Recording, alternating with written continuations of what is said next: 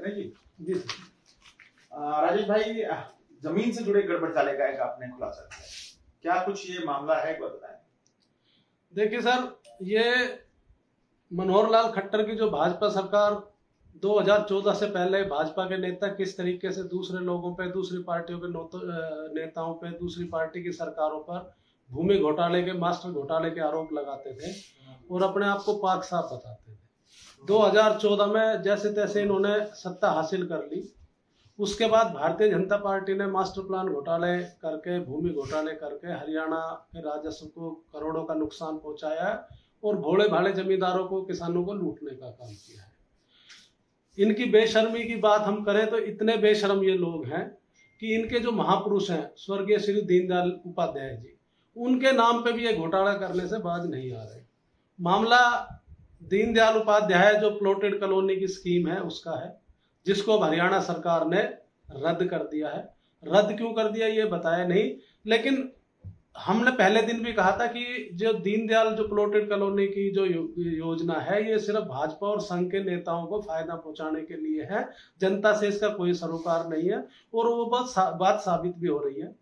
इन्होंने जब तक चाहा अपने लोगों को लाइसेंस दिए, लोगों को लूटने का लाइसेंस दिया जमीनों का, और जब उनके लोगों के हित पूरे हो गए तो इस स्कीम को इन्होंने बंद भी कर दिया। इस मामले की जो मैं बात कर रहा हूं, ये सेक्टर 99 है धनकोट के पास। इसमें एक दीनदयाल जो प्लॉटेड कॉलोनी के नाम पे मनोहर लाल खट्टर की सरकार ने बहुत बड़ा घोटाला किया। उसका तथ्य ये है सर कि सेक्टर 99 में ये देखिए, बिजली बोर्ड के लिए 2031 के मास्टर प्लान में लगभग 13 एकड़ जमीन बिजली बोर्ड के लिए चिन्हित की गई थी, जिसमें सरकारी बिजली बोर्ड बनना था। अब ये बिजली बोर्ड किस लिए बनना था कि ये जो 99 सेक्टर है, ये अपने आप में एक अनूठा सेक्टर है। इसमें रिहायशी भी है, इसमें कमर्शियल भी है, और यहाँ से एक रेलवे की लाइन गुजर रही है, तो उसके लिए भी बिजली चाहिए। इसीलिए इसको एरिया को इतना बड़ा रखा गया था। तो 13 एकड़ जमीन 2031 के मास्टर प्लान में रिजर्व आरक्षित की गई थी बिजली बोर्ड के लिए। अब मनोहर लाल खट्टर जी की सरकार को तो लूटना है, तो सब कुछ ही लूटना है। इस जमीन का एरिया इन्होंने घटाकर, मैं आपको तथ्य बता देता हूं, सेक्टर 99 में बहुत बड़ा कमर्शियल हब प्रस्तावित है, जिसमें बहुत अधिक बिजली की जरूरत है। उस क्षेत्र में बड़े पैमाने पर एक लॉजिस्टिक हब बनना, उसके लिए भी बिजली की जरूरत है। इसके साथ साथ इसके साथ लगते अन्य रिहायशी और वाणिज्यिक सेक्टर है, उसमें भी बिजली की जरूरत है।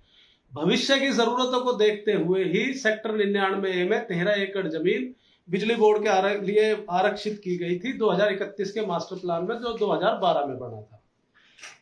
इसके साथ ही 2031 के मास्टर प्लान में स्पष्ट कर दिया गया था कि जिन सेक्टरों में जनहित के लिए जो जमीन आरक्षित की गई है, उनको सरकार ही अधिकृत करेगी और उनमें बिजली बोर्ड, अस्पताल आदि बनाएगी।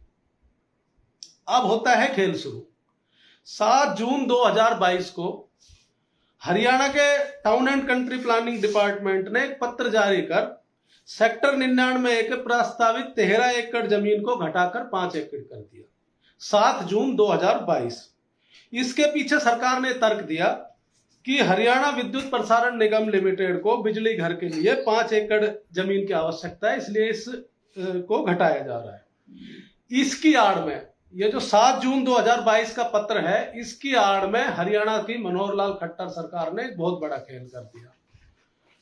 खट्टर साहब के चहेते लोग हैं, क्योंकि उनको पहले पता चल गया, चहेते हम इसलिए कह रहे हैं कि इस बिजली घर का एरिया 13 एकड़ से घटाकर 5 एकड़ किया जाना है। ये खट्टर साहब के चहेतों को पहले ही पता चल गया था। इस जमीन के साथ लगती हुई एक बेटर चॉइस कंपनी की जमीन थी, उसने इस अधिसूचना से लगभग 8 महीने पहले, यानी कि 28 अक्टूबर 2021 को, 7 जून 2022 को नोटिफिकेशन होता है कि एरिया घटाया जा रहा है। उससे 8 महीने पहले 28 अक्टूबर 2021 को इस प्लॉटेड कॉलोनी के लिए दीनदयाल का लाइसेंस का आवेदन स्वीकार कर लिया town and country planning department ने, जबकि उस दिन तक यह जमीन जनहित के लिए आरक्षित थी, बिजली बोर्ड के लिए आरक्षित थी।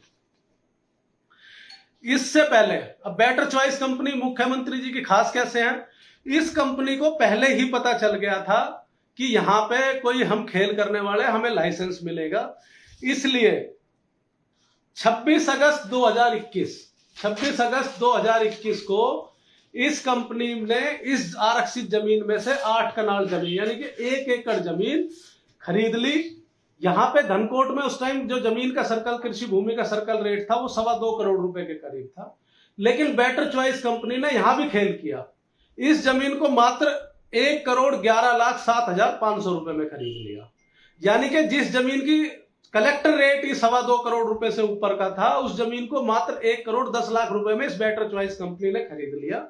इसको पता था पहले ही कि हमें फायदा मिलने वाला है और इसलिए इन्होंने ये किया। अब मुद्दा ये है,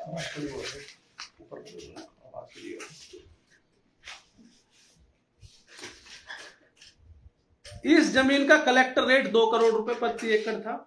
इसकी जो मिनिमम स्टांप ड्यूटी, न्यूनतम स्टांप ड्यूटी है वो 14 लाख रुपए बनती थी। इससे कम की कीमत पर कोई भी रजिस्ट्रार, कोई तहसीलदार इसकी जमीन की रजिस्ट्री नहीं कर सकता था।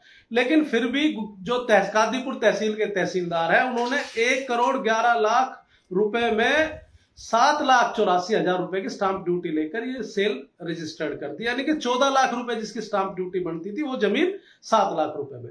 अब ये खेल है कि क्या इसमें काले धन का इस्तेमाल हुआ है, क्योंकि जहां कलेक्टर रेट ही 2.25 करोड़ का है तो उससे कम पे तो कोई अपनी जमीन बेचेगा क्यों, और मार्केट रेट तो वहां और भी ज्यादा होना चाहिए। तो क्या काले धन का इस्तेमाल किया गया इस पैसे में, क्योंकि 2.25 करोड़ की जमीन 1,11,00,000 में। और दूसरी बात यह, तहसीलदार ने वसीका को रजिस्टर्ड कर कैसे दिया। नगर योजनाकार विभाग जो है, town and country planning department, वो मुख्यमंत्री मनोहर लाल खट्टर जी के अधीन है। तो उनकी नाक के नीचे इस तरीके के घोटाले कैसे हो रहे हैं, इसके 2 कारण है। एक तो खट्टर साहब बिल्डरों से मिले हुए हैं, बिल्डर उनके चहेते हैं, वो जानबूझकर अपने चहेते बिल्डरों को करोड़ों रुपए का मुनाफा कमवा रहे हैं। दूसरा यह है कि अगर जो वो ईमानदार कहते हैं अपने आप को, तो या वो इतने अक्षम और अयोग्य है कि उनको पता ही नहीं है कि उनके विभाग में उनकी नाक के नीचे चल क्या रहा है। अब इसमें एक मुद्दा और आ जाता है जमीन अधिग्रहण का, क्योंकि यह जमीन सरकार को अधिग्रहण करनी थी बिजली बोर्ड की। अब ये किसान से जो खरीदी गई है 1,11,00,000 रुपए में 2.25 करोड़ की जमीन, तो क्या इन भूमि मालिकों को अधिग्रहण का डर दिखाया गया कि या तो तुम इस जमीन को हमें बेच दो, हमारा काला धन इसमें इस्तेमाल हो जाएगा, नहीं तो तुम्हारी औने पौने दाम में जमीन का अधिग्रहण कर लिया जाएगा। क्या भूमालिकों को अधिग्रहण का डर दिखाकर लूटा गया? तहसीलदार ने कलेक्टर रेट से आधे रेट पर इस जमीन की रजिस्ट्री क्यों रजिस्टर्ड की? क्या उनके ऊपर कोई दबाव था? क्या ऊपर से कोई आदेश था? क्योंकि कोई भी तहसीलदार अपनी नौकरी को दांव पे क्यों लगाएगा? दीनदयाल उपाध्याय प्लॉटेड कॉलोनी का आप देखेंगे लगभग हर तीसरे लाइसेंस पे कोई ना कोई विवाद रहा है। पहले दिन से उस पर हमेशा आरोप लगते रहे कि भाई ये बिल्डरों की स्कीम है, क्योंकि आम आदमी को तो 1,00,000, 1.5 लाख, 2 लाख रुपए गज में प्लॉट ये बिल्डर बेचते हैं, आम आदमी को तो इससे कुछ फायदा हो नहीं रहा। तो दीनदयाल के नाम पर ये खेल क्यों चल रहे हैं? दीनदयाल प्लॉटेड कॉलोनी में क्या भारतीय जनता पार्टी और आरएसएस के नेताओं और उनसे जुड़े लोगों को लाइसेंस मिल रहे हैं? क्योंकि जिस तरीके से सारे तमाम नीति नियम को ताक पे रखकर इनको तुरंत लाइसेंस दे दिए जाते हैं। अब इसमें एक खेल और है कि 7 जून को नोटिफिकेशन आता है और सितंबर के महीने में 2022 में इस कंपनी को लाइसेंस भी जारी कर दिया जाता है। तो सरकार इनके मामलों में इतनी तेजी से काम क्यों करती है दीनदयाल प्लॉटेड कॉलोनी के लाइसेंस? क्योंकि वैसे तो आप देखेंगे टाउन एंड कंट्री प्लानिंग की वेबसाइट पे कई साल तक लाइसेंस पेंडिंग रहते हैं, उनमें कोई डेफिशिएंसी दिखा दी जाती है, उनको लाइसेंस नहीं दिया जाता। दीनदयाल के रॉकेट की स्पीड से लाइसेंस क्यों मिलते हैं इन लोगों को? सेक्टरों में जिन जमीनों को जनहित के लिए रिजर्व आरक्षित किया गया था 2031 के मास्टर प्लान में, उस जमीन का प्रोविजन यही था कि भाई सरकार इसको अधिग्रहण करके बिजली है, अस्पताल है, स्कूल है, कॉलेज है। क्योंकि पहले के जो मास्टर प्लान में देखा गया था कि बिल्डर इन जमीनों को, जैसे आपने मालिबू टाउन का भी मामला एक देखा कि भाई पार्क की जमीन पे क्लब बना दिया, तो सरकार ने इस चीज से सबक लेते हुए कि भाई जनहित को प्राइवेट बिल्डर नहीं कर पाते हैं तो सरकार इसको करेगी। तो इस जमीन का एरिया किस प्रभाव में और क्यों घटाया गया, क्यों इस कंपनी को लाइसेंस दिया गया, ये सरकार को जवाब देना है। और दीनदयाल प्लॉटेड कॉलोनी के हर लाइसेंस में भ्रष्टाचार हो रहा है। बिना कारण बताए मनोहर लाल खट्टर जी ने इस योजना को रद्द कर दिया है। तो इसमें कहीं ना कहीं दो ही बातें निकलती हैं, या तो मनोहर लाल खट्टर जी भ्रष्टाचार में डूबे हुए हैं, भ्रष्टाचार में लिप्त है, या फिर ये लगा लीजिए कि उनको ज्ञान ही नहीं है कि उनकी नाक के नीचे क्या हो रहा है, लोग कैसे कैसे बिल्डर लूट के खा रहे हैं, अफसरशाही कर रही है, या आरएसएस से जुड़े लोग हैं जो सीएम हाउस में बैठे हैं वो ये खेल करवाए। धन्यवाद। सवाल तो पूछे। काफी गंभीर आरोप आपने लगाए हैं, इस मामले को लेके कहां तक जाने वाले हैं? देखिए, अभी तो हमारी आपके माध्यम से, क्योंकि हमारी मांग है, पत्रकार जो लोकतंत्र का चौथा स्तंभ है पत्रकारिता की, भी आप इस जनहित के मुद्दे को उठाएं। किस प्रकार अगर जो जमीनें जनहित के लिए जो आरक्षित जमीन है उनको अगर जो इस तरीके से लूटा जाएगा तो कल को जो जन सुविधाएं है वो कहां से मिलेगी। अगर सरकार इस पे कोई कार्रवाई नहीं करती है तो उसके बाद जो हमसे बन पड़ेगा, इसके लिए जनजागरण चलाना पड़े, चाहे इसके लिए कोई कानूनी प्रक्रिया का इस्तेमाल करना पड़े, वो करेंगे हम। राजेश जी, आपने अभी कहा कि जो वहां का सर्कल रेट है 2 करोड़ प्लस है, मगर 1 करोड़ कुछ में जमीन खरीदी। क्या आपने जिस किसान से बात करी जिसने जमीन बेची, उसने 1 करोड़ में ही बेची है या अलग बेची है? देखिए, इस मामले में दो ही चीजें हो सकती है जावेद जी, कि या तो इस जमीन के लेन देन में काले धन का इस्तेमाल हुआ है, दूसरा या उनको अधिग्रहण का डर दिखाया गया है कि भाई तुम्हारी जमीन औने पौने दाम में हम ले लेंगे, नहीं तो बेच दो। नहीं तो कोई भी भूमालिक है, सबको पता है आजकल आईटी का युग है, सबको चाहे अमेरिका में बैठा है उसको भी पता है यहाँ पे क्या कलेक्टर रेट है, क्या मार्केट रेट है। और देखिए, इसमें सबसे बड़ा घोटाला क्या है, आजकल सरकार कह रही है कि जमाबंदी और इंतकाल हम ऑनलाइन दर्ज करते हैं। ये एक स्पेसिफिक और सिंगल केस है जिसमें रजिस्ट्री होने के बाद हाथ से इंतकाल दर्ज किया गया है। अब कोई पूछने वाला चाहिए कि भाई जब, क्योंकि ऑनलाइन अगर जो इसको दर्ज करने के लिए जाते तो कंप्यूटर कलेक्टर रेट से कम रजिस्ट्री हुई के इंतकाल को उठाता ही नहीं, जो सॉफ्टवेयर हेलरेस है वो। तो इसको ये देख लीजिए, हाथ से जमाबंदी इंतकाल दर्ज करने की क्या जरूरत पड़ी। भूमालिकों से तो हम क्या बात करें, बेचारों को उनकी तो मजबूरी रही होगी, उनको कैश का पैसा मिला है या वो डर के उन्होंने जमीन दी है, उसके बारे में तो हम बता नहीं सकते। ठीक, बहुत तगड़ा मामला है।